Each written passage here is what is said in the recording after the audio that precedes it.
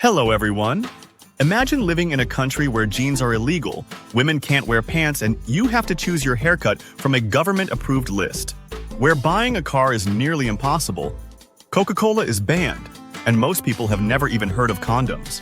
Sounds unreal, right? In this video, we're taking you inside the world's most secretive regime, a place where the rules will shock you, and the everyday becomes the unimaginable. Let's dive in, and trust me, this is going to blow your mind.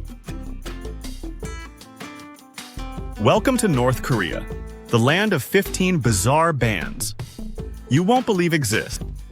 Tucked between China and South Korea, North Korea is like stepping into a parallel dimension. It's one of the most mysterious, isolated, and tightly controlled countries on Earth, where time feels frozen and reality plays by a completely different set of rules. Wanna visit? Shockingly, you can. Getting a tourist visa is actually pretty simple if you're not American. All you have to do is book a government-approved tour, and you'll be paired with 2 North Korean guides who will shadow you every second of the day. Bathroom breaks included.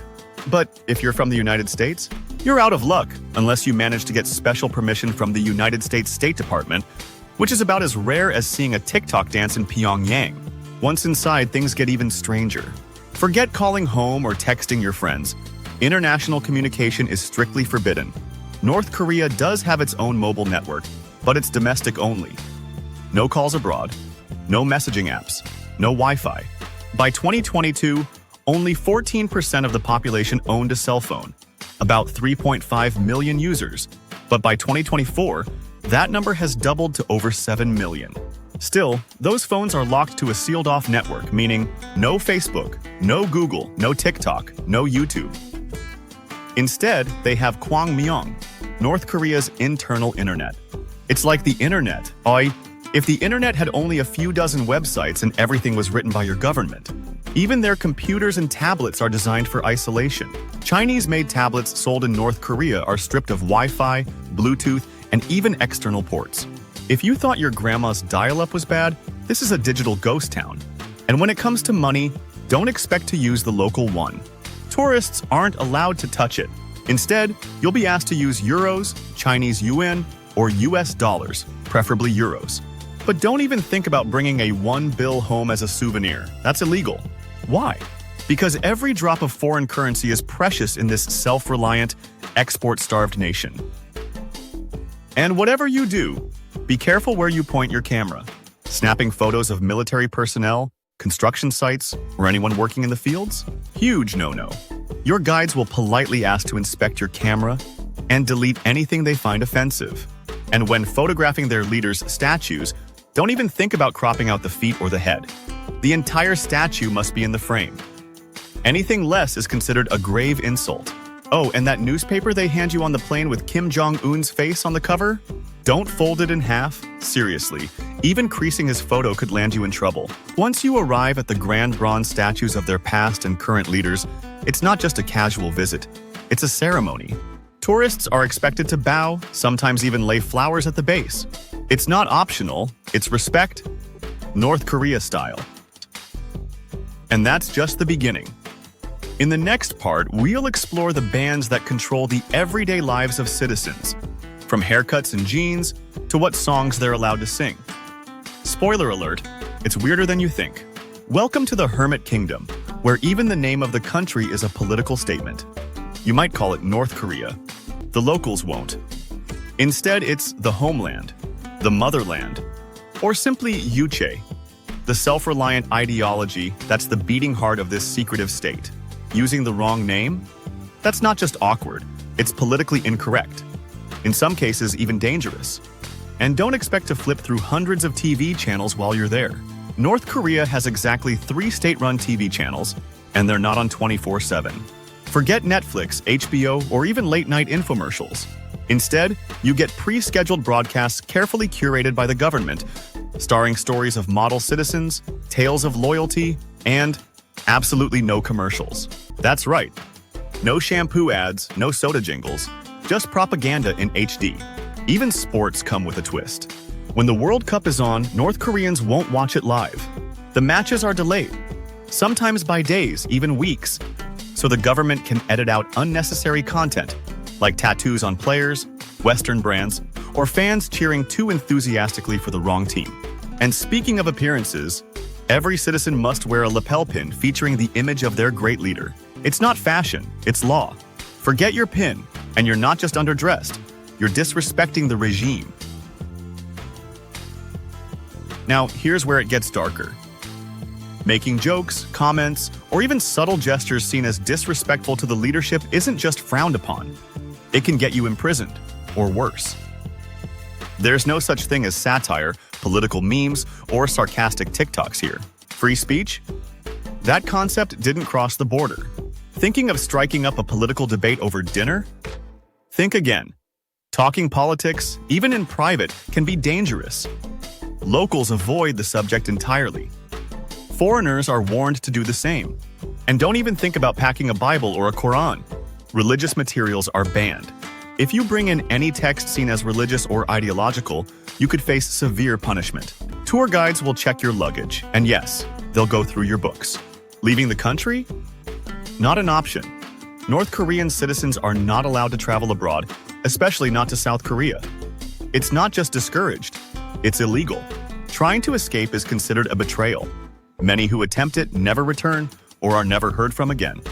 So why all the control? Because to the regime, control is survival.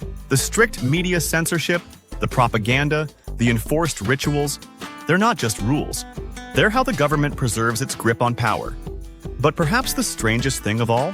Despite all the barriers, geographic, digital, and ideological, North Korea still exists in our modern world, frozen in time. Just miles away, in South Korea, people are building AI startups and binging K-dramas on 5G. But across the DMZ, the airwaves carry only stories of loyalty, sacrifice, and eternal devotion to the state. And in case you're wondering, no, they don't know who Taylor Swift is. In North Korea, fashion isn't a form of self-expression. It's a matter of national policy. Back in the 1970s, Supreme Leader Kim Il-sung declared, "Pants are for men." And just like that, half the population lost their right to choose what to wear on their lower half. To honor the late leader's views, North Korean women have been wearing skirts. Long skirts, traditional skirts, and absolutely no jeans. Especially blue jeans. Because apparently, nothing screams American imperialism louder than denim. There's actually a law banning women from wearing pants in public or at work. And while the rule doesn't apply to tourists, if you show up at the Kim Il-sung Memorial wearing jeans, even black ones, you'll be turned away. This isn't just a dress code, it's ideology, stitched into every hem.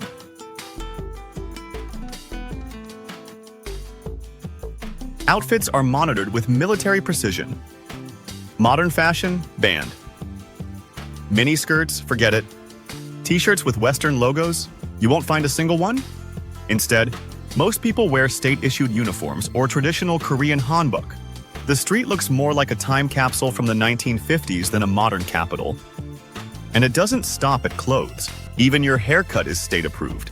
North Korea has an official hairstyle catalog, 15 styles for men, for women. And those are your options. Period. Want a mohawk? Too rebellious. Planning to bleach your hair blonde? That's Western corruption. Men's hair must not be longer than 2 inches, and you're expected to get it trimmed every 2 weeks. Which explains why barbershops are always busy, but creativity is not on the menu. So, whether you're a banker, a teacher, or a barista, your wardrobe and your hair say just one thing: I conform. Because in a country where loyalty is life, even your appearance must salute the regime. Want to own a car in North Korea? You'd have better luck adopting a unicorn. Before 2017, private car ownership was basically illegal. The only people allowed to have a car were those with government jobs or official work duties. And even then, the vehicle wasn't really yours, it was the state's. You just got to borrow it. Then came 2017 and things changed, a little. North Korea officially opened the door for private citizens to purchase vehicles. But before you get excited, let's look at the numbers. By 2019, there were just 23,000 cars in the entire country. That's 1 car for every 1,000 people. To put that into perspective, the average Walmart parking lot in the United States has more cars than that on a slow Tuesday. So what's the holdup? Well, first of all, it's insanely complicated. You can't just walk into a dealership and test drive a new ride. You need to explain exactly why you need a car, submit to a background check, and pray that someone somewhere stamps your paperwork. It's not buying a car, it's passing a national security exam. And then there's the price tag. The average North Korean earns about $1,300 a year. Meanwhile, a car, even a used one, costs several tens of thousands of dollars. Bottom line, cars are for the rich, the really rich, the elite of the elite rich. Oh, and gas? You can't just fill her up at the pump whenever you feel like it. Fuel is rationed and tightly controlled.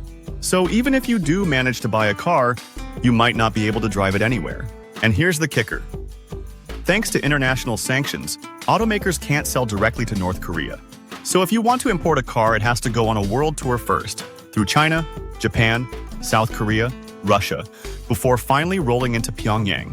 By that point, the shipping route is longer than the car's actual mileage. So what do North Koreans drive? Mostly old boxy models that look like they escaped from a Cold War museum. They're bulky, outdated, and about as stylish as a brick with headlights. Because in North Korea, owning a car isn't just about transportation. It's a status symbol, luxury, and a bureaucratic nightmare, all rolled into one rusty vehicle. You think life is tough? Try living without condoms, Coca-Cola, or hot showers. In North Korea, condoms aren't just rare, they're practically mythical. Most citizens have never even heard of them. Seriously. Decades ago, a few slipped into the country via black markets, but demand was so low they basically vanished. Why? Because in a place where people barely talk about intimacy, nobody's asking for protection. Family planning? That's not really a thing. Let's just say if you bring a box of Trojans into Pyongyang, they might think you're smuggling balloons. And it's not just condoms. Feminine hygiene products? Forget it. Pads and tampons are nowhere to be found on store shelves.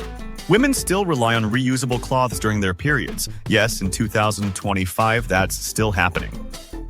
Wash, dry, repeat. It's old school because there's no other school. Oh, and if you're craving a cold Coca-Cola, too bad. North Korea is the only country in the world where Coke is officially banned. Even Cuba gave in by 2015, but not Pyongyang. So while the rest of the world's sipping soda and snacking on burgers, North Koreans are saying no thanks to KFC, McDonald's, and everything else that tastes like freedom and calories. The upside? Obesity isn't really a problem here. When your diet is state-issued and fast food is illegal, you stay slim by default. But staying clean? That's another story. There's no hot water in North Korean homes. That means no hot showers, ever. Want a warm bath? Head to a public bathhouse and hope it's open. And don't even dream of a cozy winter night. There's no central heating either. Most families burn wood and old stoves to keep warm, which is charming, until it's 4 degrees outside. So while the rest of the world is racing ahead with AI, Teslas, and triple-shot lattes, people in North Korea are still washing reusable pads, heating homes with firewood, and wondering what a Coca-Cola tastes like. A parallel universe? Pretty much. Same planet, wildly different rules. If these facts blew your mind, hit that like button, subscribe, and share this video with someone who still thinks their country has it rough. Stay curious, stay weird, and I'll see you in the next episode, where reality is always stranger than fiction.